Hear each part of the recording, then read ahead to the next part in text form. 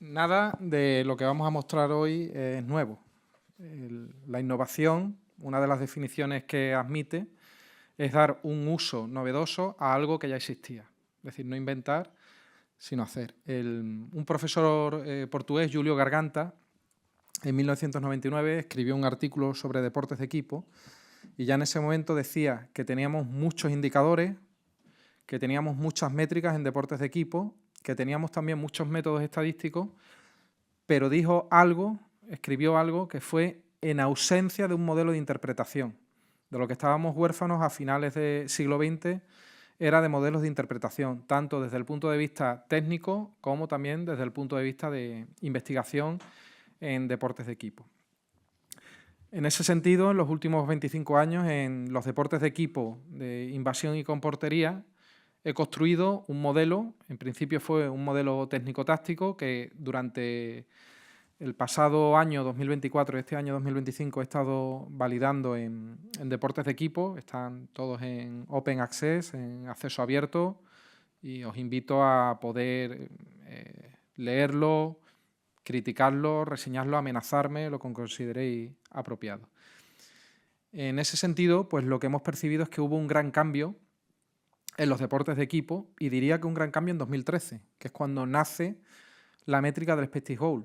Pero cuando me fui a Granada, resulta que en 1999 leí un artículo, tenía unas fotocopias de un artículo de 1997, al cual no le eché mucha cuenta. Y resulta que ese artículo que leí en 1999, era de 1997, era donde ya aparecía definida la idea de expected goals en deporte de equipo. Es decir, es como si se hubiera publicado un artículo sobre el ADN 15 años antes de que fuera aceptada la idea por la industria. Y pensé en qué había ocurrido en ese periodo en mi vida y también en el balonmano y en el fútbol. Es decir, se puede estar a favor o en contra como técnico de la idea o de la implementación del expected goal, pero la investigación, el modelo de expected goal en deportes de equipo, más, sobre todo en fútbol, pero más en hockey hierba, por ejemplo, que en balonmano, aunque ya existen desde 2021 publicaciones y artículos del expected goal en balonmano, nos da una idea de algo de lo que llevamos hablando toda la vida. O sea, la paradoja se está produciendo ahora en balonmano, se produjo en su momento en fútbol. Entrenadores que llevan toda la vida hablando de quién merecía ganar o quién era el que llevaba el peso, son después muchas veces los más reactivos a esta idea. Yo reconozco que me dio coraje, ¿no? Como lo que se suele decir, no me molesta, pero me da coraje. Yo reconozco que me dio mucho coraje haber leído ese artículo en 1997, cuando llegué a Granada, y después en 2013 decir, pero si esto ya lo leímos 16 años antes. En fútbol lo que ocurrió fue que los equipos que pudieron entender eso rápido obtuvieron una ventaja competitiva clara. Hay varios casos de éxito en fútbol. En balonmano, pues esta idea la empezamos a implementar en 2017. El gran problema que había era la muestra de datos y ahí fue primero la industria, hay veces que es primero la academia, que es primero la universidad quien da el paso, y hay otras veces que son los analistas o es la industria quien lo da. Bien, este modelo básicamente en lo que se basa es que tenemos un producto final, que está claro, el final product, que son los goles marcados. Creo que aquí no va a funcionar, ¿no? Había un mito que era que si apuntaba a la pantalla explotaba, ¿no? Pero no funciona. Vale, aquí sí puedo poner el punto que he visto ante el compañero portugués que lo ha hecho. A ver, un momentito. Ya. He seguido tu camino, gracias. Aquí, ahí. Entonces, tenemos un producto final que está claro, son los goles. El partido ha quedado 32-28, el partido ha quedado 31-26 en balonmano, eso lo tenemos claro. Hemos hilado un poco más fino y respecto a las posesiones, a partir de Dietrich Spath en el 96 tenemos un modelo estandarizado, el modelo de posesiones, donde está muy definido qué es una posesión, qué es una secuencia de juego, y decíamos, bueno, el partido ha quedado 31-26, este ha sido el ritmo de juego, y el partido pues ha tenido un 52% de eficiencia, un 48% de eficiencia. Bien.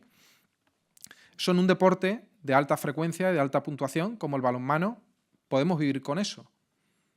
Podemos hacer un análisis bastante mejor que el que se hace en hockey hierba o en fútbol, que son deportes con menos puntuación. Pero ¿cuál es el problema? El problema es cuando queremos entender realmente lo que ha ocurrido. Yo recuerdo a Fernando Barbeito en un partido que se jugó en Puente Genil contra Ademar. No, fue contra Logroño, no fue contra Ademar. Fue contra Logroño y le preguntaron en la rueda de prensa a Fernando Barbeito y él dijo, además esa respuesta que él dio fue lo que me dio la pista para implementar esto en balonmano. Él dijo, este partido, si no está Juanín García en el equipo contrario, lo ganamos. Entonces, rápidamente hizo un modelo matemático. Es decir, él está estimando que 5 goles o 4 goles que en una situación cerrada que tenía un valor objetivo y un porcentaje de probabilidad de gol concreto... ¿No, Manolo? ¿Me he equivocado en eso también? Ah, vale. Me das la razón por primera vez en la vida. Eso. Gracias. Esto para mí tiene más mérito que el Nobel. Gracias, Manolo. Entonces, en ese momento, rápidamente hice un modelo matemático y dije... Además, me llevaste tú al tren, compré el billete por ahí por internet cuando cogía el 4G al salir de Puente Genil. Con 4G no daba para más, pero lo logré, compré el billete.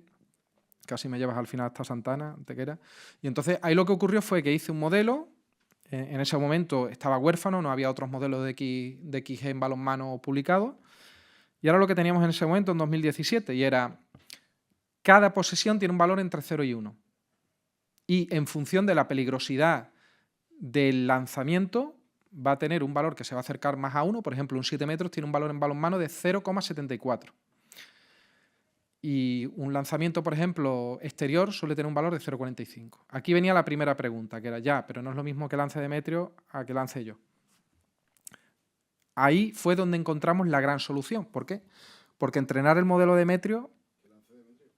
Sí, iba a decir algo que decíais en la selección de que lance otro, no lo voy a decir a otro, que lo decíais mucho. De ti teníamos datos, y tenemos datos de hace mucho tiempo, pero ¿cuál es el problema? Que si yo salgo, el modelo no tenía datos. Entonces ahí es donde vino la gran aportación, que es donde está el dinero en balonmano, es donde está el futuro, es donde está el talento, que es el expected goal on target, que es un jugador normal, tiene, por ejemplo, en un 7 metros, un 74% de probabilidad de marcar el 7 metros, y lo que medimos es el expected goal on target, que es dónde va el balón, ahora lo vamos a ver en gráfico, dónde va el balón entre los 3 palos. Un jugador normal también va a tener, respecto a la situación que se sitúa al portero, un 74% de probabilidad. Pero te sale un macedonio, que es el que tiene el récord del mundo, un jugador macedonio que se parece bastante a un actor pop, todo lo tenéis lo estoy haciendo para que no os durmáis. ¿Quién es? ¿Quién es el jugador que tiene el récord de porcentaje de FID? Kirill Lazarov, y él tenía un 0,79. Es decir, él tenía un XGOT de 0,79 y un XG de 0,74. Mejoraba más 0,05. Eso te da lo suficiente, ese más 0,05, esto es como lo de las pequeñas pulgadas de la película Un domingo cualquiera. Ese más 0,05 son las pequeñas pulgadas para ser el mejor de la historia, para ser el mejor del mundo. Nadie tiene un porcentaje tan alto de una manera tan continuada. Y si bajas a 0,68 o 0,67, estás perdiendo valor. ¿Qué ocurre? El 90% de los jugadores se encuentran en un margen de más menos 0,1,2. El instrumento de medida no es lo suficientemente preciso porque en el modelo expected goal on target entra la velocidad del balón, entra la distancia al portero, entra la distancia al segmento corporal del portero más cercano, y el instrumento de medida no tiene la validez suficiente, la variabilidad suficiente, como para poder decidir si más 0,02 o menos 0,02 es preciso, pero ya en más 0,05 sí. Entonces ahí tenemos la forma que, aunque Demetrio tengamos millones de puntos en su lanzamiento, de mí no haya ninguno, si yo hago un lanzamiento y Demetrio hace un lanzamiento, ya tenemos el XG de ese lanzamiento y el XGOT. Y ya desde el primer momento podemos evaluar la calidad del lanzamiento. Estamos hablando solamente de un aspecto del juego. Y la possession value es la calidad de los medios básicos, de los medios técnico-tácticos básicos, cómo lo medimos entre 0 y 1, cómo de bien hemos hecho el cruce. Juan Carlos Pastor siempre dice que para él jugar bien es hacer los medios técnico-tácticos básicos bien. Vale, pues ese es un factor del juego. ¿Y qué encontramos? ¿Qué es lo realmente interesante de este modelo? Que cuanto más lejos te encuentras de la escala del gol, menos correlación hay. Es decir, si nos vamos, por ejemplo, a un indicador fácil de comprender, pero de difícil aplicación a fiabilidad y validez, a R², el coeficiente de determinación, la correlación Lo podéis ver en los artículos que he publicado. La correlación del expected goal on target en R cuadrado es aproximadamente 0,95, en XG es aproximadamente 0,90, en la PV se va a 0,80. Es decir, jugar bien te da un 80% de explicación de lo que va a ocurrir. Pero el punto final, que la pelotita entre o no, depende, por supuesto, de que el portero, que lo vamos a ver después, de cómo es el portero rival, ¿no? Es esa frase que hemos dicho siempre desesperado cuando hemos hecho un viaje de 800 kilómetros a cara partida, juegas un partidazo y te gana el portero rival, de qué bonito es el balonmano. No voy a reproducir la palabra que dijiste en aquel viaje a Teide. Qué bonito es el balonmano cuando tu portero para, ¿no? Vamos a verlo eso posteriormente. Entonces, cuanto más lejano estás, mayor correlación hay. ¿Cuál es el gran reto y cuál es el gran problema que tenemos en este modelo? La colinealidad, colinealidad. Con distongos, si era porque por mi pronunciación portuguesa he tenido una pequeña confusión. Colinealidad. Joder, lo había preparado, tengo que dormir más. Y la homoesteticidad, ¿vale? Entonces tenemos esos dos problemas. ¿Por qué? Porque el XG es dependiente de la PV y el XGOT es dependiente del XG. Entonces ahí es donde está el reto. ¿Cómo poder aislar estas variables? Solamente hemos podido aislar las variables del portero. Entonces ahí es donde quiero que haya críticas, pero no para ver quién tiene la argumentación más larga. Es para ver cómo podemos mejorar en este modelo y, sobre todo, al final, poder ganar. En ese sentido, ¿qué es lo que nos encontramos? Pues ya aspectos relacionados con el entrenamiento.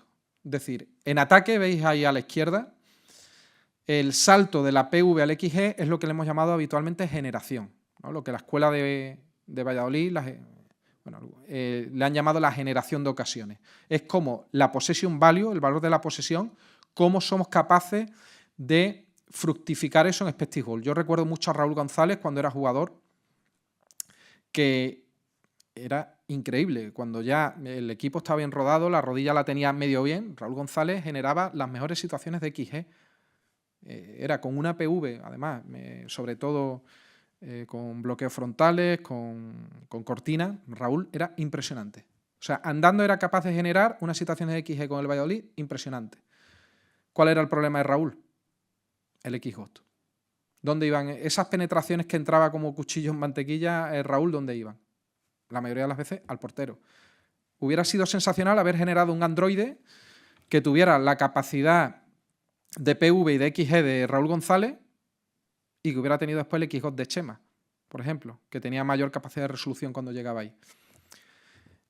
¿Cuál era el problema de Rolando Uríos entre el periodo antes de 2004 y después de 2004? Rolando Uríos siempre tuvo un XGOT, tiene de todo lo que tengo medido en 25 años, Rolando Uríos es el pivote con un XGOT más alto respecto al XG. Es decir, Rolando Uríos podía recibir abierto en una posición casi de extremo, posiciones que tenían 0,60, 0,63 de XG y te lo convertían en un 0,90. ¿Cuál era el problema de Rolando Uríos antes del 2004? Que las situaciones de PV que le daban eran de 0,20. Y cuando llega Juan Carlos Pastor, las situaciones pasan a ser coherentes, campeones del mundo. 29 días de preparación. Nadie lo hubiera dicho cuando en Egea de los Caballeros se juega contra Rusia y no había ni petos. Entonces esa fue una situación concreta en la cual una PV fue en consonancia con el XG. Veis ahí que está también la precisión. Entonces, normalmente le damos precisión aquí hay un cambio, no me voy a atrever a decir un cambio de paradigma, porque todavía hay gente en Jaén que me llama el paradigma, después de 20 años de aquel congreso, pero vamos a decir un giro copernicano. Entonces, se trata que normalmente la precisión la hemos medido como el número de goles respecto al número de lanzamientos. Lo vamos a ver posteriormente. Sí, es una forma de medirlo, y una forma exacta.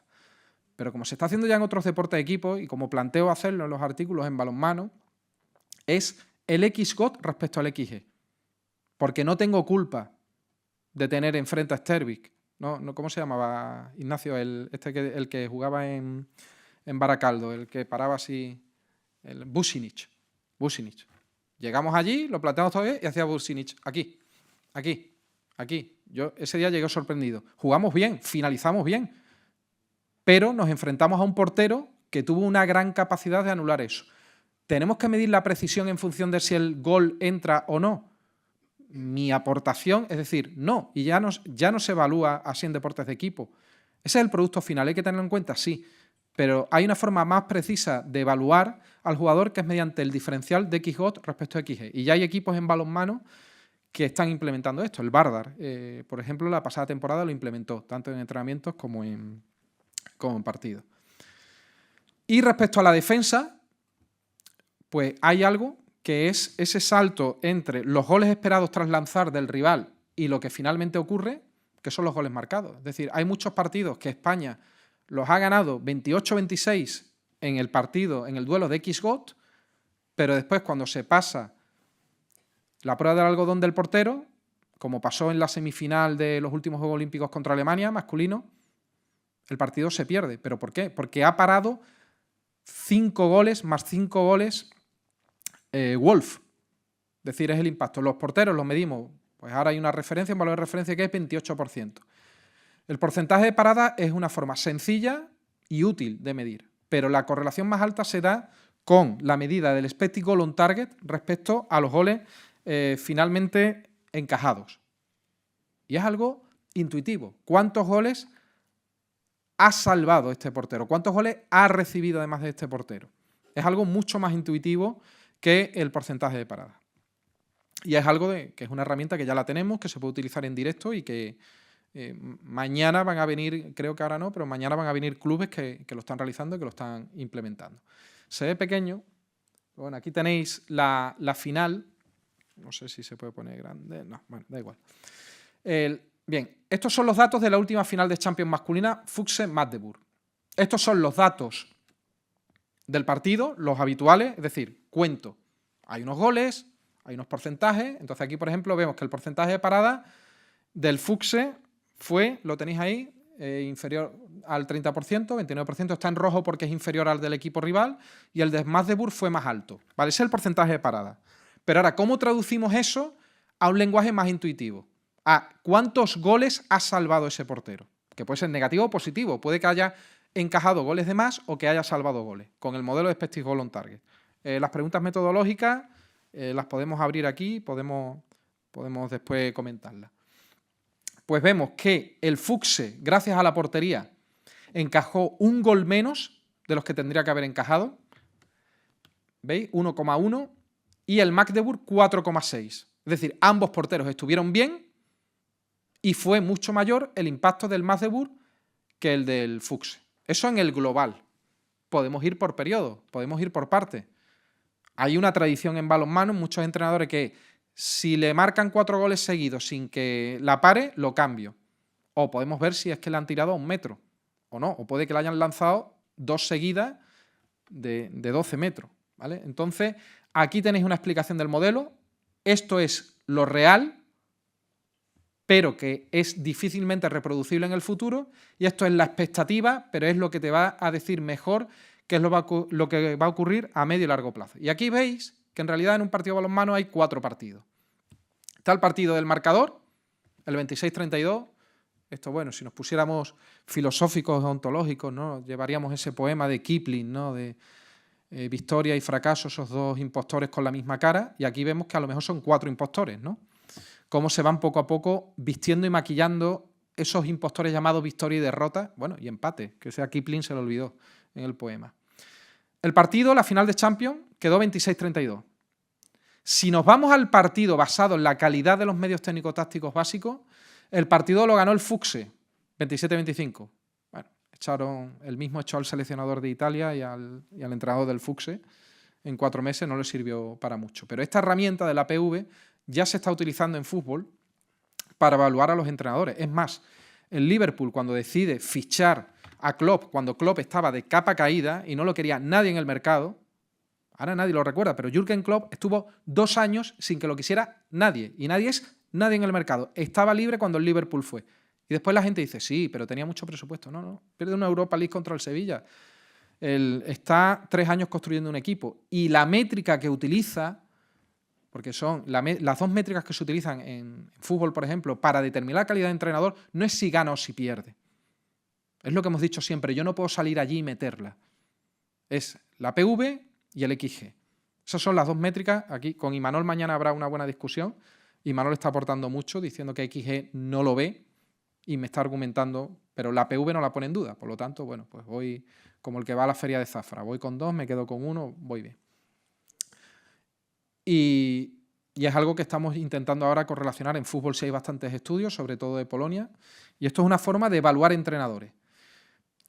El partido del XG de las ocasiones generadas empató a 30. Aquí ya me está diciendo una información. Fuchse y Magdeburg fue mejor cómo realizó los medios técnico-tácticos básicos, ese partido del que habla Juan Carlos Pastor, jugó mejor el Fuchse, según esto. Pero después, a la hora de generar ocasiones, que era lo que decía Juan Carlos Pastor, que eran los objetivos del juego, basado en Klaus Bayer, basado en Teodorescu, pues empate a 30. Ya te quiere decir que el Magdeburg sobrerindió 5 goles respecto a la calidad de los medios y el Fuchse sobrerindió más 3. Pero ahora viene la muñequita, ¿no? Como le dicen, que no es la muñeca. Ahora viene cómo convertir el XG en XGOT. Ahora viene la calidad de lanzamiento, donde está el dinero en balonmano. Vemos que el Fuchse hizo más 1 porque de 30 goles pasa a 31.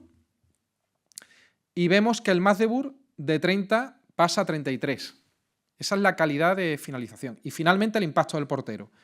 El Fuchse tenía que haber marcado 31 goles. Lo que había que haberle dicho al entrenador del Fuchse es: tu calidad combinada con tus jugadores dio para marcar 31 goles en ese partido. ¿Por qué marcas 26? Por la portería rival. Que hay un español por ahí, ¿no? Que ahora va a volver. Hay otro más. Vimos antes 4,6 goles, ¿recordáis? Yo como entrenador, mis jugadores hicimos un partido de 31 goles. El duelo, sí, se ha aislado una variable para saber cuál es el efecto del portero. Y vemos cómo al Magdeburg le reduce, pero no tanto, 33-32. Bien, pues esto es un modelo de interpretación en el cual se han tomado distintas métricas y cualquier métrica, cualquiera, que indiquéis de los KPIs, de los informes que nos dan, IHF, HF, distintos proveedores, XPS, lo integramos como una variable del modelo aquí. La mayor distancia que tenemos ahora mismo entre industria e investigación está en los lenguajes de programación. No hemos pasado a la adaptación a R cuando ya estamos totalmente en la industria involucrados en Python. Se está saltando directamente de Stata, de Amos, incluso de SPSS, se está saltando directamente a la inteligencia artificial sin pasar por Python y a veces por R. En la industria trabajamos sobre todo con esto, con Python. ¿Pero por qué? Es que a veces no hay que saber programación porque existen ya librerías de código. Cuando una industria está madura, lo que tiene es un GitHub, una librería de código que se reutiliza para realizar eso. No me he inventado esto. Lo que he hecho ha sido engarzarlo. Distintas soluciones que se habían planteado. Por ejemplo, aquí estáis, ¿no? Manchado y Chirosa, ¿no? Está con Pueo. Y aquí no habláis del XG, no habláis del XGOT, pero como aquel poema de Becker, poesía, poesía eres tú. Estabais haciendo XG y XGOT en ese artículo. XG a la izquierda es lo que ocurre en el suelo, XGOT a la derecha es lo que ocurre en la portería. El XGOT es qué probabilidad tengo de gol en función de dónde va el balón a la portería y la distancia al portero, y el XG en función de la zona donde estoy.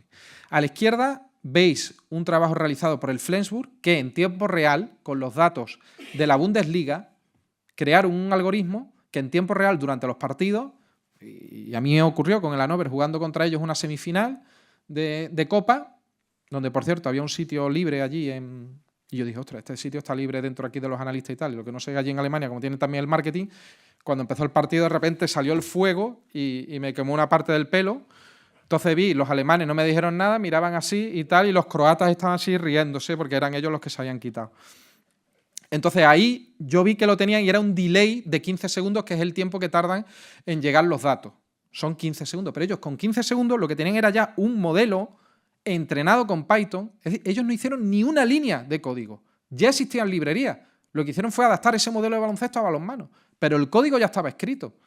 Es más difícil hacer un prompt en ChatGPT para que te cambie la nariz de Songoanda que conseguir hacer un modelo aquí de Python. O sea, no muerde. ¿Te muerde? ¿Te hace daño? No muerde Python. Entonces aquí lo que hicieron fue, en función de las posibilidades de pase, parecido al modelo que has presentado del arco y de la tangente, que existen modelos en Python para ese, cuál es la probabilidad, y ahora vamos a volver a Voronoi, de mantener la posesión o de marcar gol, porque son dos modelos diferenciados, que son muy interesantes de recuperar. Y esto lo tenían en tiempo real. Esto lo tenían en tiempo real. Esto, si no lo hacemos es porque no queremos. Esto es colaboración mediante GitHub. No es difícil. Y estos son modelos que se pueden tener hoy día con la tecnología que hay con un móvil. Y lo vamos a ver después. Este fue el modelo de Palazzi, el primer modelo de intento de Spectic Hole que está registrado, aunque no fue académico, el modelo SPAN. Después aquí tenemos los modelos de Sorensen. Rencase es el que más ha trabajado los modelos también de momentos críticos, es decir, lo hemos estado hablando en la comida. En Scrace uno de los factores fue eso que inició en su día Paco Sánchez, o sea, medirlo, y él tenía que los goles 13 y 17 son los goles más determinantes en un partido de balonmano. Entonces a mí me chocó bastante, no era algo intuitivo para mí, pero lo estudié. Entra en colisión el modelo respecto a algunos factores, pero me parece una luz interesante. Y aquí pues lo que tenemos son modelos. Pero ¿qué ocurre? Que los modelos que teníamos en balonmano eran así. Y de repente esto era, pues como antes de que la gente de Huelva y los andaluces y los extremeños fuéramos para América, ¿no? Se suponía que ahí, como los terraplanistas ahora, ¿no? Como Javi Pobes, caían los barcos al mundo y resulta que allí estaba América. No estaban las Indias, pero estaba América. Pues en balonmano igual. Resulta que esto es una zona importantísima. Observad dónde se dan la mayoría de los lanzamientos. Cuando te pones con el radar, cuando te pones a evaluar lanzamientos, resulta que gran parte de los lanzamientos se hacen en 5 metros, se hacen en 4 metros. Cuando evalúo un lanzamiento de un portero, perdón, un lanzamiento de un extremo, lo más importante muchas veces no es el ángulo, sino saber si lanzó a 4,5 o lanzó a 5. Y observar cómo yo también, los modelos teóricos que hacíamos era que esto era como una zona de recursos, ¿no? De hecho, yo recuerdo a principios de los años 2000 se hacían muchas jornadas técnicas sobre el lanzamiento en caída. Precisamente por eso, porque es que lo vamos a ver después en el modelo, cada metro que ganas es aproximadamente un 10% que ganas de probabilidad de gol. Hay momentos en los cuales ya es una U invertida, en la cual ya acercarte más es fracasar más. Pero es algo importante. Voronoi. Has hablado de Voronoi. El principal problema de Voronoi es que es una representación estática. De hecho, si veis la división de las provincias de España, quitando Toro, que la quitaron en 1833 respecto a la original, parece estar hecho con Voronoi. El problema del diagrama de Voronoi es que no tiene en cuenta la velocidad. ¿Qué tenemos que hacer? ¿Qué paso tenemos que dar? Y os lanzo aquí la invitación y vosotros allí en Trasomontes lo podéis hacer cuando queráis. Lo que pasa es que le dais mucha importancia al baloncesto. El modelo de pitch control.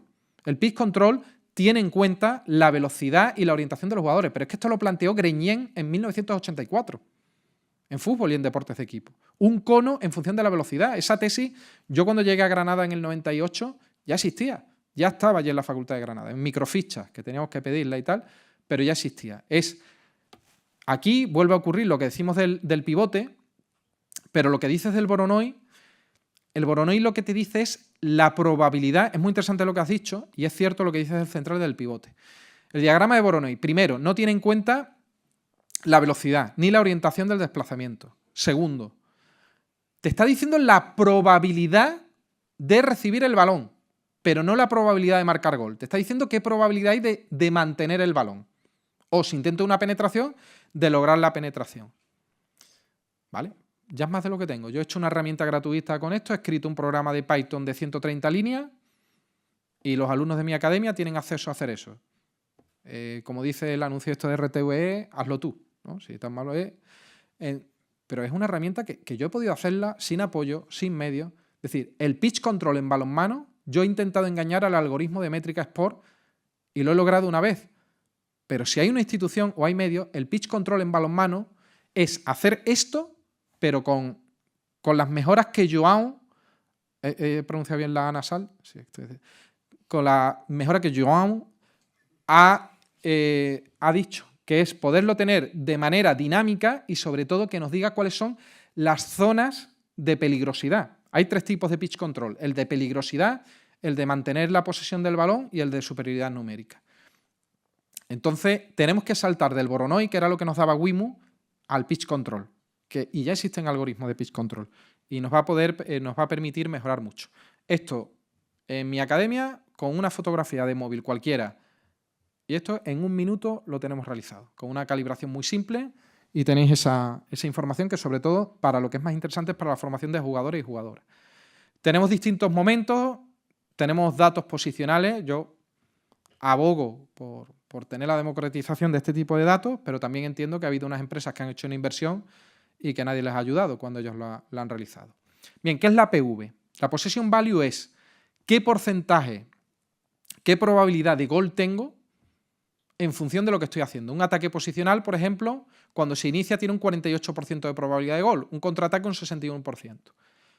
¿Qué ocurre? Que eso me da, en ese momento tengo un valor de 0,61. Al final de la posesión tendré un valor entre 0 y 1. Sumando todos esos valores os da ese valor de 25 goles, por ejemplo, que tiene. Si tengo una pérdida, tengo una PV, pero no tengo un XG. El XG es solamente cuando tengo lanzamiento. Si tengo una pérdida, no he tenido lanzamiento, el XG que voy a tener en esa posesión es 0.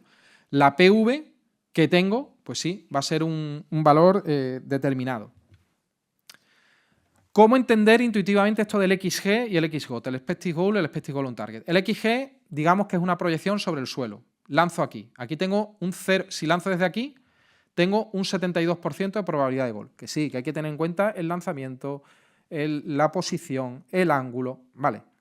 R cuadrado 0,90. Ya para pasar de 0,90 a 1, ya voy, me echo gomina, pero ya llega peinado. Ya de momento lo tenemos ahí.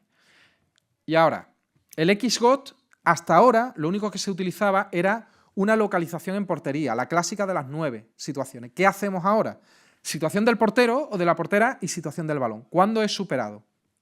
¿Cuándo es superada el portera? La proyección. Entonces, aquí va el balón, aquí está el segmento más cercano al balón del portero. Sabemos incluso, el modelo tiene aspectos a mejorar, que hay veces que el portero da con el balón a la mano y aún así el balón entra. Ahí incluimos uno de los factores que tenemos en cuenta es el factor velocidad.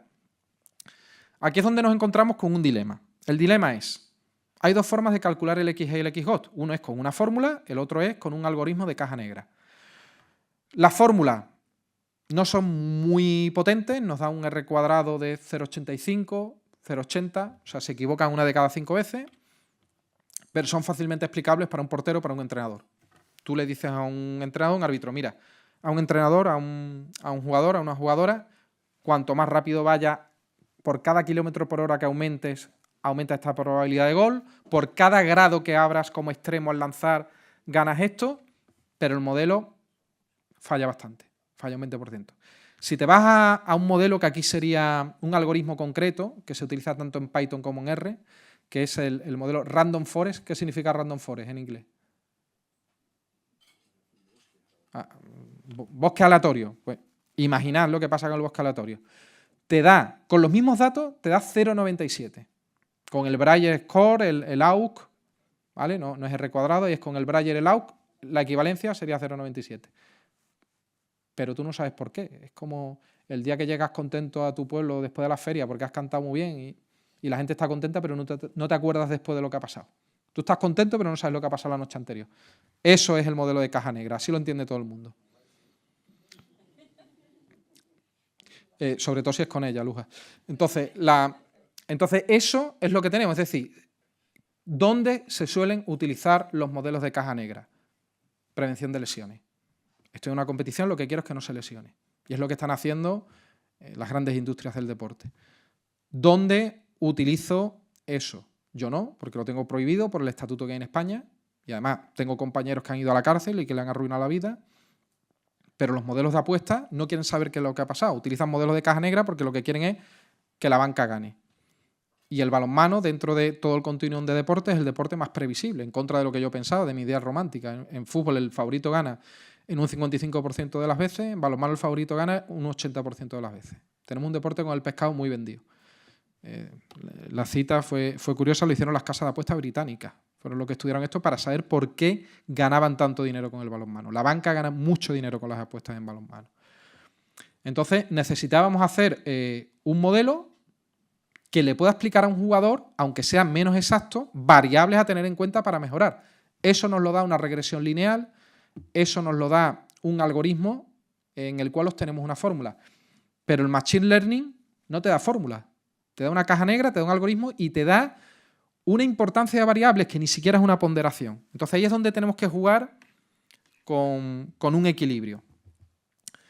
Aquí, por ejemplo, ¿qué es lo que hago en cada acción? Pues medir la PV, el XG, el XGOT y finalmente los goles. Es decir, esta acción tuvo una PV de 0,45, que es lo que suele ocurrir cuando hay un lanzamiento exterior, un XG de 0,47 por el ángulo, la distancia y la altura que consigue el lanzador respecto a la defensa. El XGOT bajó 0,32, ahí es donde está el dinero en balonmano, ahí es donde está el título, ahí es donde están las medallas.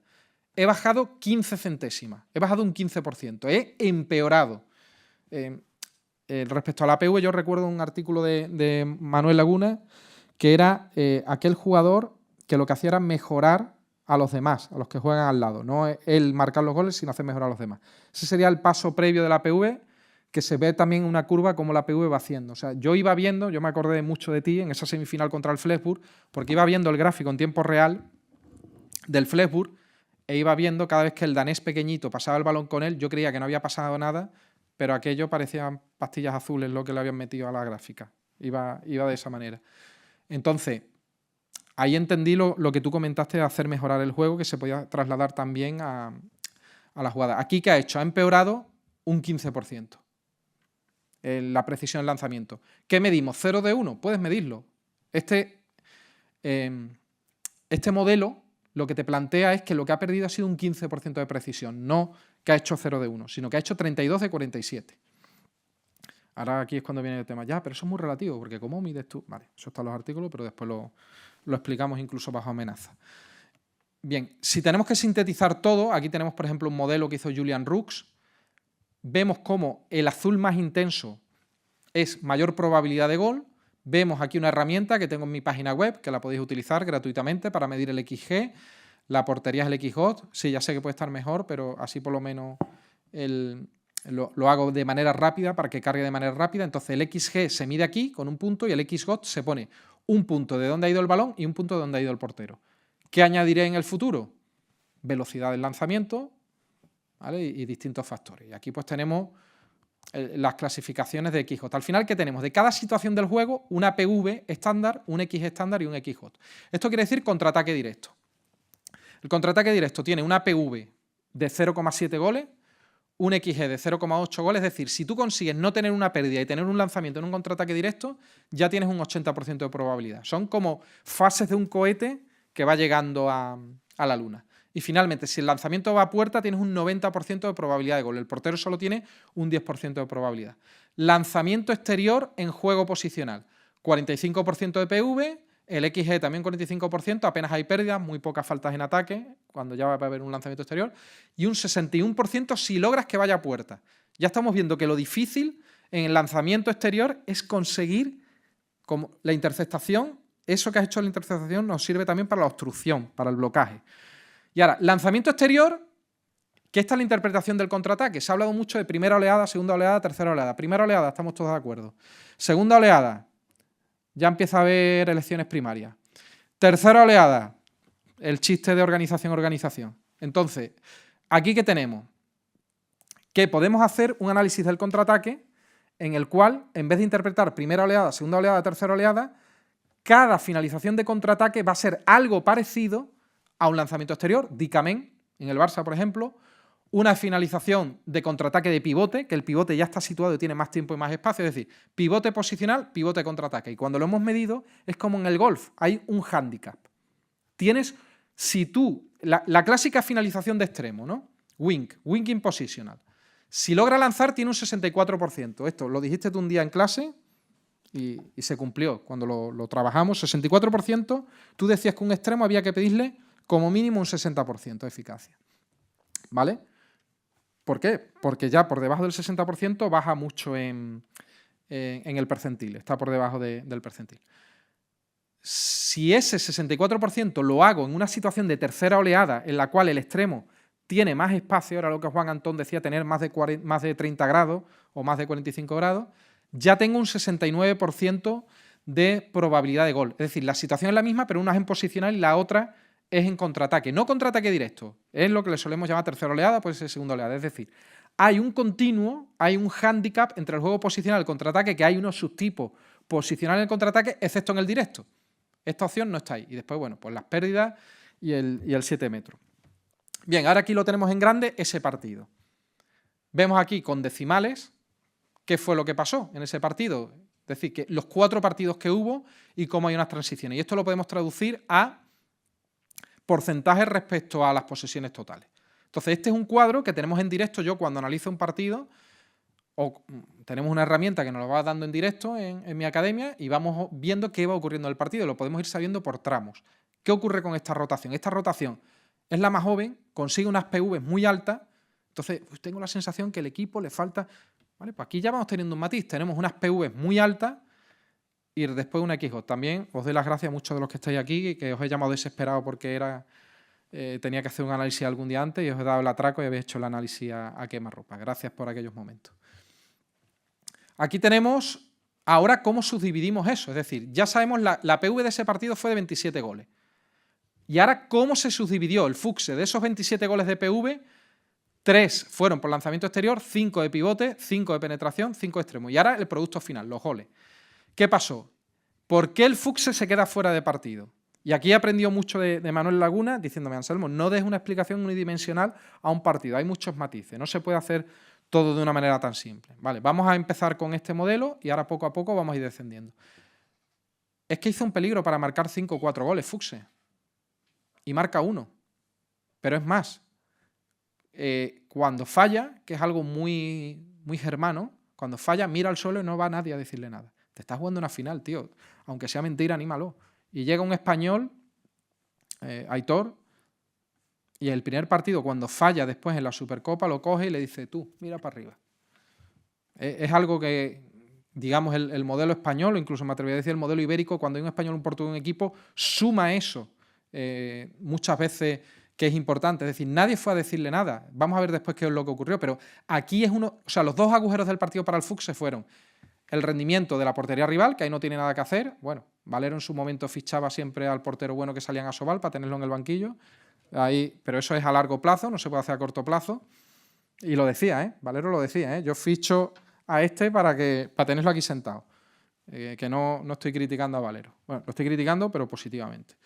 Y después, los dos agujeros fueron el portero rival y el otro era que tú hiciste un peligro para marcar 4 goles, pero el salto del XG al XGOT, la precisión bajó menos 3 goles. Ahí estuvo el agujero. Ahí está el agujero. Y ahora nos vamos a esas situaciones de pivote. Y ahí observamos que fueron situaciones claras.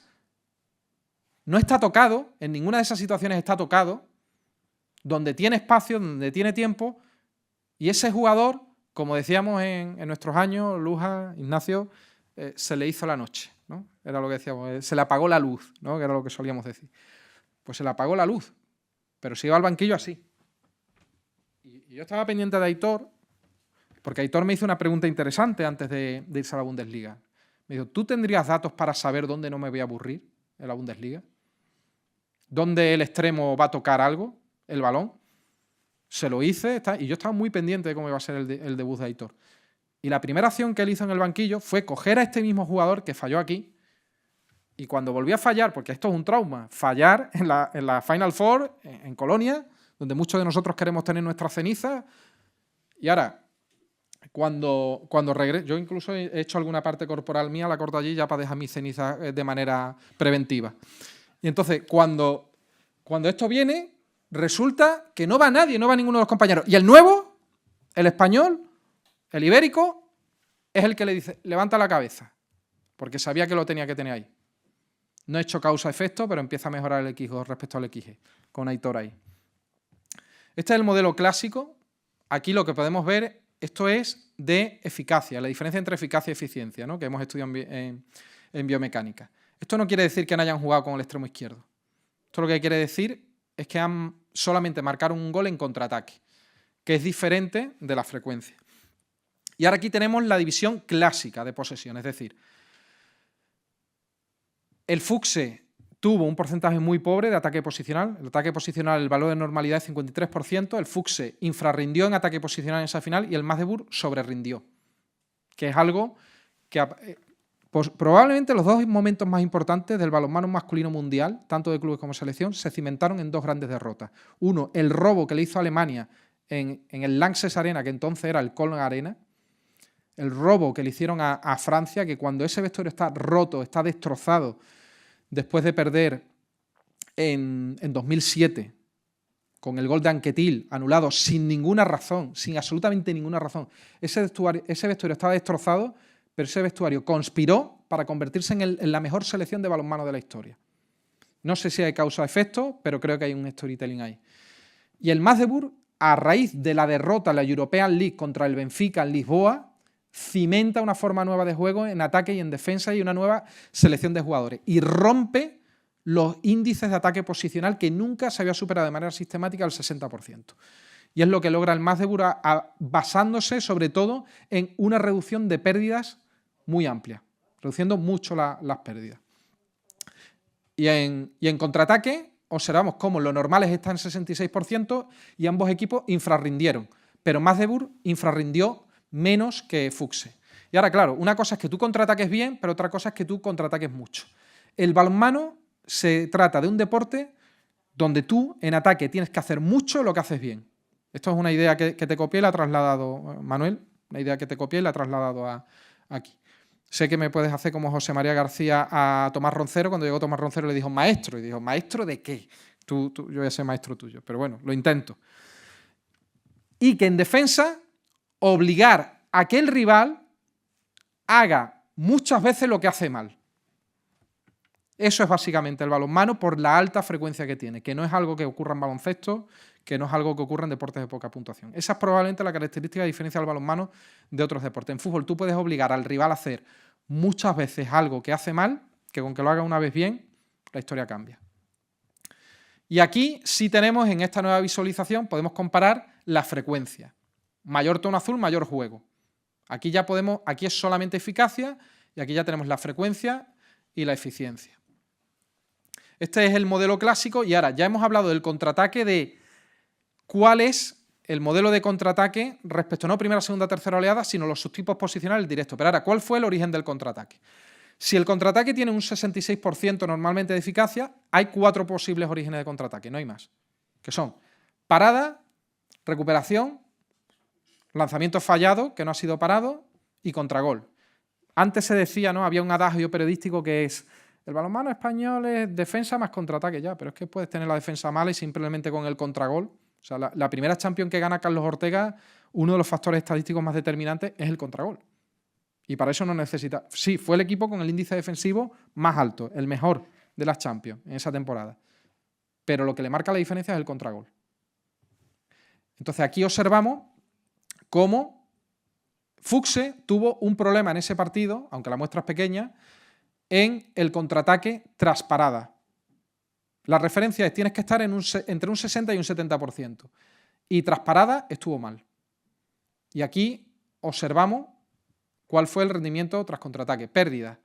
Considero un error decir hemos tenido 12 pérdidas, hemos tenido 14 pérdidas. En balonmano masculino el valor de normalidad de pérdidas es entre el 18 y el 22%. En función del ritmo, 12 pérdidas van a ser muchas o pocas. En balonmano masculino femenino es un 25%. Entonces aquí ambos equipos tuvieron pocas pérdidas. Y el Magdeburg suele estar por debajo del 10%. Es decir, si el partido tiene 60 posesiones, el Magdeburg pierde menos de 6 balones. Si el partido tiene 50 posesiones, el Magdeburg pierde menos de 5 posesiones. Eso ha sido revolucionario en el balonmano de clubes. Dinamarca también ha llegado a cotas del 60% en ataque posicional, pero no con un índice tan bajo de pérdida. Aquí tenemos eso de las pequeñas historias que hablaba Juan de Dios, los momentos de partido, ¿no? Como tenemos los parciales, que esto fue un gráfico de Jordi Álvaro de hace mucho tiempo, es por manía, ¿os acordáis? De la revista Infocois. Y ahora las montañas hacia abajo son los momentos de dominio de Magdeburg, las montañas hacia arriba son los momentos de dominio de Fuchse. ¿Cuál es el sueño dorado? Poder llevar esto con el ritmo y saber eso de nos interesa jugar a ritmo lento, nos interesa jugar a ritmo rápido. Aquí se ve cierta tendencia que cuando el ritmo sube beneficiaba a Magdeburg, en contra de lo que yo podía intuir al principio de partido. Entonces podemos superponer y podemos hacer esa interpretación. Todo esto se ha hecho con herramientas gratuitas y se aprende en un curso de 12 horas.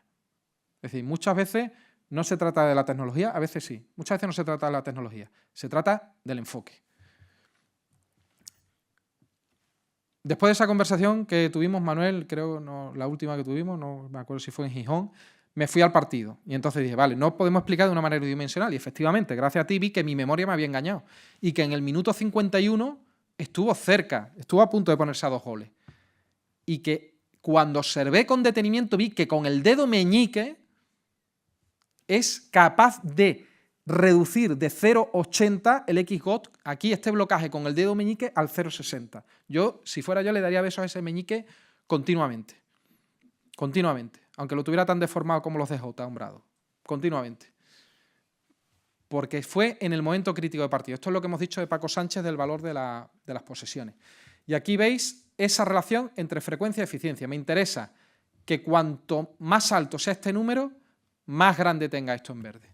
Esa es la relación. Bien, lo que habéis dicho, habéis hablado del 7 contra 6 en la comida. Tenemos el worth, o sea, en inglés, que merezca la pena. El índice de aprovechamiento del 7 contra 6. Porque el 7 contra 6 no solamente es si consigo ese 55% esperable en ataque, sino también cuántos goles, no solamente a portería vacía, sino goles en los que el portero no está bien situado o simplemente que me contraatacan. Es decir, la cuestión es más importante para calcular la eficacia del 7 contra 6. ¿Qué porcentaje de frecuencia de contraataque le concedo al rival? Eso es más importante que el hecho de si el portero estaba en portería o no. Es contraintuitivo. Pero lo ponen en los papeles, ¿no? Como Antonio Adelate. Están los datos. Lo podéis ver en los artículos. Y algo que os gusta mucho a los entrenadores y que lo pedís siempre, en esto hay diferencias de todo tipo, pero esto lo pedís siempre. Número de golpes francos, sabemos que en balonmano actual la media es de 21 golpes francos por partido y equipo, que la tendencia general es que cada golpe franco hace reducir un 3% la eficacia del ataque rival, pero que hay equipos que no rinden así. Hay equipos a los cuales, Pasqui, lo primero que quería saber de mis datos por la semana era si el equipo al que nos íbamos a enfrentar merecía la pena hacer golpe franco o no. Eso era lo primero que quería saber. Porque era uno de cada 6 o 7 equipos, pero le determinaba la semana de entrenamiento. Y ese dato lo tenemos aquí. Aquí tenemos el índice de aprovechamiento del 7 contra 6 y tenemos también, aquí tenemos los subtipos de contraataque, cómo fueron los contraataques, si fue finalizando por pivote, por penetración, por extremo. Ahí están los subtipos de contraataque. Y aquí tenemos el índice de aprovechamiento de las superioridades y de las inferioridades. No es solamente si yo tengo un porcentaje bueno atacando en superioridades, es si me ha merecido la pena o no. El worth normalmente en inferioridad va a ser negativo, el worth normalmente en superioridad va a ser positivo. Entonces ahí tenemos el índice de aprovechamiento que tiene en cuenta, como dice Juan Carlos Pastor, el balonmano es un todo, ¿no? Es el ciclo. Pues eso llevado a un índice matemático. Aquí tenemos pues esa hojilla que solemos tener del portero, la tenemos aquí en porcentaje parada y ahora el siguiente paso que vamos a dar es el XGOT. ¿Por qué? Porque decimos, Wolf es muy bueno, sí, pero ¿dónde tiene ese tipo el talón de Aquiles? Quiero saber, y es algo que se hace en fútbol. En fútbol se sabe, si un portero es bueno, hay 4 características en fútbol. Tirar de fuera del área, mediante juego elaborado, mediante centro, mediante contraataque. En balonmano tenemos todos estos subtipos. Un portero puede recibir un contraataque directo, un lanzamiento exterior en posicionado, un lanzamiento exterior en contraataque, un lanzamiento de pivote en posicionado, un lanzamiento de pivote en contraataque. Tenemos que detectar dónde tiene Wolf de manera sistemática el talón de Aquiles o dónde lo tiene en momentos concretos. Y esto con los algoritmos que tenemos hoy día es sencillo. Podemos hacerlo, pero para eso tiene que sonar el teléfono, que a veces no suena. Y ahora, esto que hemos hecho del partido, vamos a transmitirlo a la competición. ¿Cuáles fueron? ¿Por qué estuvo el Melsungen arriba la pasada temporada? Por la defensa. Cuando Melsungen dejó de ser la mejor defensa y pasó a ser la segunda mejor defensa, aislado. Aquí estamos aislados de Simic, de la portería. Pero ¿cuál fue la mejor defensa del año pasado del mundo? La del Sporting. La del Sporting de Portugal. ¿Eres Leonino o no? Eres Dragão. Sí, es Dragão. Entonces esto es una noticia. O sea, que haya logrado construir con muchos jugadores españoles el mejor índice defensivo es algo que merece la pena. Entonces estamos ya trasladando los datos de partido, lo estamos trasladando a la competición. Y aquí lo tenemos, por ejemplo, en Bundesliga. Melsungen, mientras estuvo aquí, o sea, ataque, sí, el sexto, el séptimo. Mientras estuvo aquí Melsungen, iba líder. Cuando bajó, ya pasó a ser el segundo, ya se fue ahí. Bien, entonces, lo que os propongo es simplemente pensar que cuando vemos que Giselle tiene un 70% de goles, de 74 goles 107, en realidad tengamos su XG, tengamos su XGOT, que esto ya hay compañeros daneses, que hay una página web islandesa que lo da en tiempo real, hbcstats.com, y que comparéis su XGOT y su XG y vais a saber realmente si es preciso o si es que se enfrentó a un buen portero. Gracias por vuestra atención. Yo los mensajes que me gustaría que llevarais para casa es que tenemos las posesiones, o sea, lo tangible, por un lado, y las expectativas, que eso se puede calcular para un partido, para una competición, para un aspecto individual, y que la tendencia es ir a una semántica del dato, es la interpretación, es directamente lo que hacen los neerlandeses en economía, en fútbol, en hockey. Los neerlandeses no hablan de datos, los datos los tienen de soporte, los tienen por detrás, pero ellos no hablan de ningún dato, están hablando del juego. Y esto nos puede permitir hablar en el juego. Otros deportes ya han dado ese paso. En balonmano hemos sido pioneros. Podemos conseguir, en forma de medallas, en forma de presupuestos para centros de tecnificación, en forma de más alumnos que ocupen las aulas y de enamorar otra vez con nuestro deporte a las generaciones que vayan a llenar las facultades de ciencias del deporte, con modelos como estos para traerlo, que es el modelo de eslabones a gol. Y quedo aquí pendiente para cualquier sugerencia, despido, amenaza, decirme que no me vaya a llamar más. Quedo aquí para vosotros.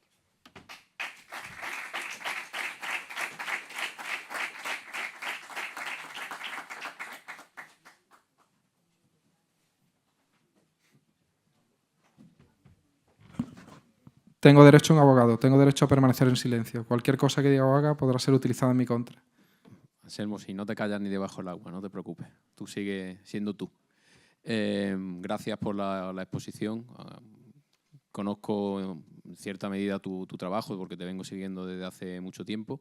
Bueno, creo que ha inventado un nuevo puesto y que bueno, deberías tener sitio en el balonmano y de alto nivel.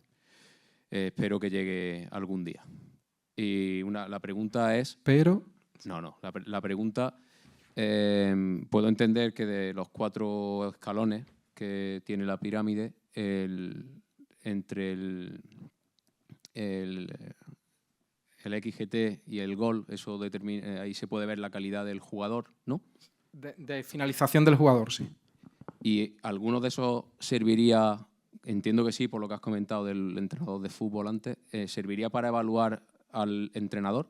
Estos dos. ¿El entrenador es determinante en alguno de ellos? El entrenador seguro... ¿En qué? ¿En qué medida es determinante? Sí, entrenador seguro en la PV, tanto desde el punto de vista de la estrategia operativa, es decir, de preparación del partido, como del punto de vista del modelo de juego. En la PV seguro. En la XG es donde, por ejemplo, Imanol muestra dudas y es donde yo estoy empezando a evaluar. ¿Qué pasa? Que no tenemos la muestra suficiente de datos en balonmano, no lo tenemos estandarizado como si lo tenemos en fútbol y en baloncesto para hacer eso. Yo los cálculos que he hecho sí, es decir, la PV y el XG están muy determinados por el entrenador y de hecho es lo que planteo que en formación deberíamos medir. O sea, una cosa, hemos dicho toda la vida que no queremos ganar el campeonato de alevines minifetos del rellano de mi escalera, pero sí hemos dicho que la competición es importante y que forma, pues vamos a medir esto. Es decir, yo el planteamiento que hago a los clubes de base es medir en la base esto, medir la PV y el XG en los partidos. Medir incluso el salto del XG al XG. Pero sí es importante, una cosa es medir la competición por los resultados y al final es algo tan antiguo, tan viejo como el constructo de educación de procedimiento y resultado. Entonces es algo así. Entonces, la PV, seguro. Y podemos ver el modelo, podemos ver las correlaciones que tiene. Y Manol, él plantea que el XG no, y yo lo voy entendiendo porque hay entrenadores que sí influyen en el XG y otros que no.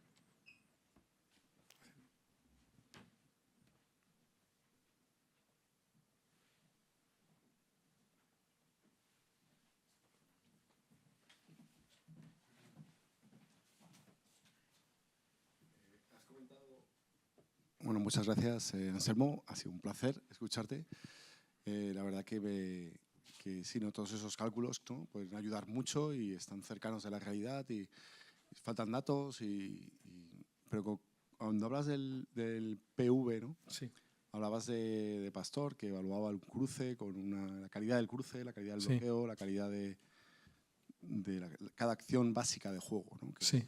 Cada medio básico dentro de una estrategia que combina un medio básico ofensivo con la interacción con la defensa, ¿no? Esa interacción de dos sistemas, ¿cómo se mide? ¿Cómo lo evalúas? ¿Cómo le das un valor al juego cuando es la evaluación de dos sistemas? La calidad de la defensa influye mucho. La elección estratégica de qué haces en cada ataque para... Raúl González era bueno porque atacaba lo que sabía que tenía que atacar, ¿no? Sabía dónde atacaba y qué hacía, dónde te ponía el bloqueo y quién le tocaba. Sí, el modelo, por eso la PV tiene un R cuadrado de 60%, por eso le falta el 40%, por eso un poquito más de la mitad. Este tema se ha solucionado en fútbol con una métrica especial de la PV que mide esa interacción entre los dos sistemas, que es el gran reto de los deportes de equipo, es cómo medimos la calidad defensiva desde un punto de vista numérico. Entonces, ese tema fue resuelto por el Ajax en fútbol y es un algoritmo trasladable a deportes de equipo. Es el algoritmo OBV, On Ball Value. Entonces, ellos aplicaron ese modelo desde el punto de vista defensivo para ver una PV positiva y una PV negativa. Exacto. Entonces, ahí lo que hacían era medir la interacción. Incluso tenían en cuenta la entropía, ¿no? Tenían en cuenta lo que le llamaba Argilés el tiro caca, ¿no? Que si hago mal un ataque va a ser un gol en contra, que era incluso un mal ataque me puede generar algo incluso negativamente ahí. Entonces la respuesta es, el modelo por eso tiene una correlación solamente del 60% en la PV, porque no tiene en cuenta eso que has dicho. El Ajax resolvió eso, entró en quiebra la empresa del Ajax que publicaba estos algoritmos, que los distribuía. Entró en quiebra la empresa que también lo gestionó y los que estábamos ahí en ese proceso tenemos una ligera memoria, esto es como la Fórmula 1 cuando desaparece una escudería, tenemos una ligera memoria que si aparece financiación de repente la memoria se nos reverdece para poner eso en marcha. Entonces el modelo concreto sería dar el salto de la PV a la OBV y ahí el factor más bonito es el de la presión espacial, que es... Cuando tomabais apuntes de Juan Carlos, era muchas veces, no le voy a las tetillas, como decía él, le voy, no hago la ayuda por las tetillas, es que era totalmente eso. Esa es la OBV. Entonces, si esto que es lo que he hecho es un modelo que en 12 horas aprendéis a hacerlo y con herramientas gratuitas, sin actualización lo tenéis. Si conseguimos financiación, damos ese salto a la OBV. Ahora, considero por mi experiencia que solamente con este modelo se obtiene ventaja competitiva. Con la selección portuguesa lo hemos aplicado en este último campeonato del mundo. Lo estuvimos aplicando. Estuve con Paulo preparando la semifinal, pero claro, las personas que preparan eso con Paulo los echan cuando acaba el Mundial. Joder, pues menudo éxito. Si después desmantela la Federación Portuguesa todo lo que ha montado bueno antes. Entonces esa es la desesperanza que tengo, que si ya con muy poco te da para tener ventaja competitiva, no solamente no damos el salto a poderlo mejorar, sino que reducimos y no pasa nada. Respuesta corta. Solamente tiene un 60% de validez, el modelo no tiene en cuenta eso. Si se tuviera en cuenta la OBV, que precisaría de un computer vision, que sería, ni siquiera hace falta cámaras en el estadio, sino poder pasar a un algoritmo que se llama YOLO. Ese algoritmo YOLO se hace con precisión y ya te daría la OBV. Es eso lo que se podría lograr. Gracias. Gracias por aguantarme.